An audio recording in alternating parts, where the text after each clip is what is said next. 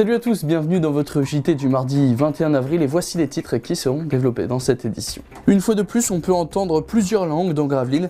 Des collégiens venus d'Irlande, de Suède ou de Finlande seront présents toute la semaine pour les Eurolympiades, un challenge sportif entre différents collèges européens.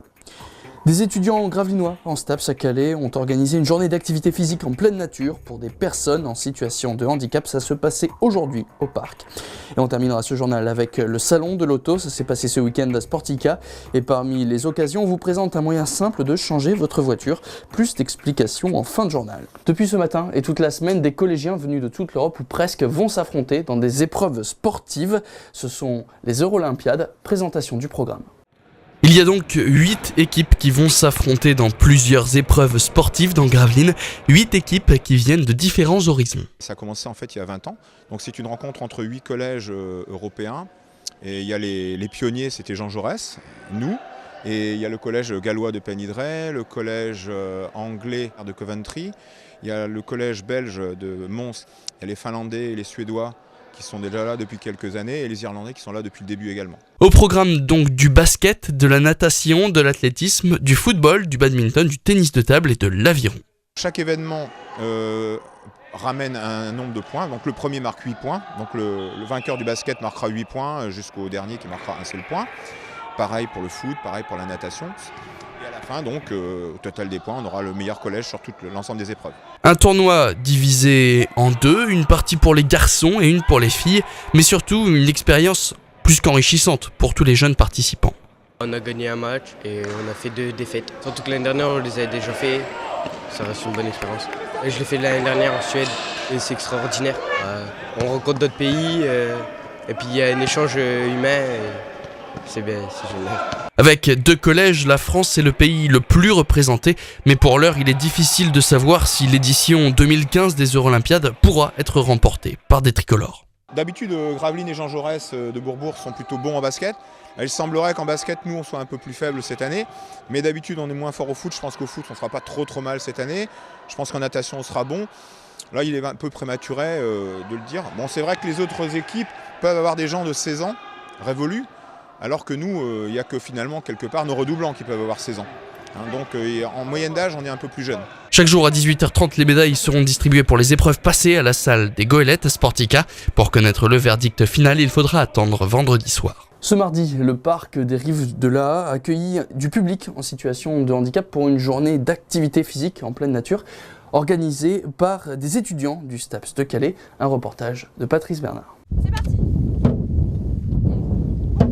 Apprendre à naviguer dans un dragon boat ou faire du relais en canoë, voilà ce qu'ont proposé plusieurs étudiantes en 3e année de STAPS spécialisées dans les activités physiques adaptées et santé au public en situation de handicap de Fréthun. Aujourd'hui, nous recevons l'EMSA Fréthun, donc établissement médico-social pour adultes. C'est un public assez dynamique, assez volontaire et nous avons voulu jouer là-dessus aujourd'hui. Puis en plus, ça joue beaucoup sur leur motricité, sur leur concentration, l'esprit d'équipe, la coordination, solidarité, toutes ces choses que l'on trouve à travers le sport.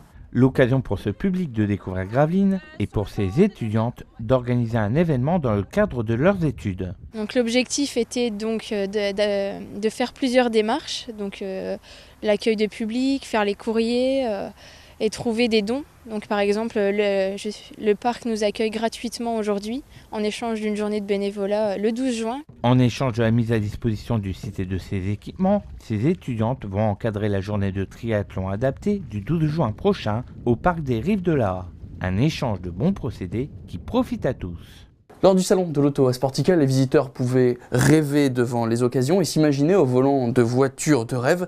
Mais pour ceux qui souhaitent changer de véhicule mais qui n'en ont pas les moyens, il existe le covering. Plus d'explications, Emmanuel Depecker.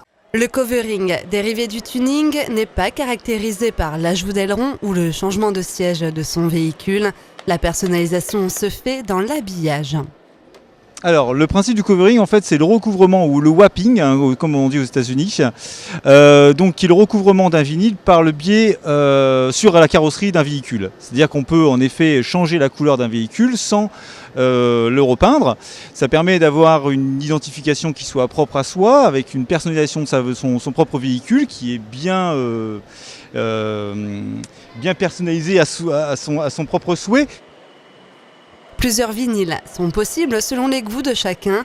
Des vinyles mat, velours, cuir ou encore effet serpent. Des envies et caprices qui s'adressent plus aux femmes. Les hommes sont beaucoup plus techniques, les femmes sont beaucoup plus esthétiques. On va dire que les hommes s'intéressent énormément pour donner un look beaucoup plus sportif au véhicule. C'est-à-dire qu'on va mettre du carbone, on va mettre du noir mat, on va mettre du noir brillant. Les femmes recherchent plus les choses d'un peu plus brillant, plus bling bling. On va pouvoir poser du rose, on va faire du jaune, on va poser des toits en blanc, des structures qui vont être comme du crocodile. Voilà, donc ça c'est vraiment lié à la jante féminine. Il est donc maintenant possible de changer la couleur de sa voiture comme l'on change de sac à main. Voilà, c'est la fin de ce JT. Merci à tous de l'avoir suivi. Tout de suite, vous avez rendez-vous avec votre plein phare préparé par Emmanuel de Pecker. Quant à nous, on se retrouve donc jeudi pour une nouvelle émission. Très bonne soirée à tous sur Delta TV.